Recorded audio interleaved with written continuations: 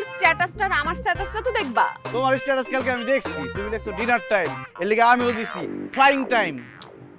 আরে এই স্ট্যাটাসের কথা বলছি। দেখো, তুমি গ্রামের একটা সহজ সরল অর্ধশিক্ষিত মোটামুটি দেখতে সুন্দর ছেলে। তুমি যখন আমাকে প্রপোজ করছো আমি ভাবলাম যে এরকম নিষ্পাপ সহজ সরল ছেলেকে কষ্ট দিয়ে কি লাভ, তোমার যাতে মন না ভাঙে এর জন্য তোমাকে বলছি যে ঠিক আছে তুমি সিঙ্গাপুরে আইসো, তারপর তোমাকে বিয়ে টিয়ে করবো না, প্রেম করবো না।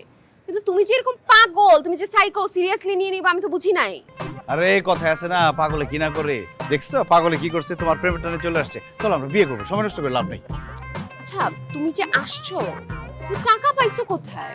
গ্রামে মাইকিং করছি, সবাইরে বলছি বউ সিঙ্গাপুরে থাকে, সেখানে আমার যাইতে হবে, কিন্তু আমার কাছে টাকা নাই। তোমরা যদি আমাকে টাকা দাও, কেউ যদি 1 টাকা দাও, আমি আইসা ফেরত দিব সবাইকে 2 টাকা। কারণ আমার বউ বিদেশ, সিঙ্গাপুরে আমার শ্বশুর থাকে বড় লোক, সবাই আমাকে প্রচুর টাকা দিছে, সেই টাকা দিয়ে আমি সিঙ্গাপুর চলে আসছি এবং অনেক ডলারও নিয়ে আসছি সাথে ফিরে।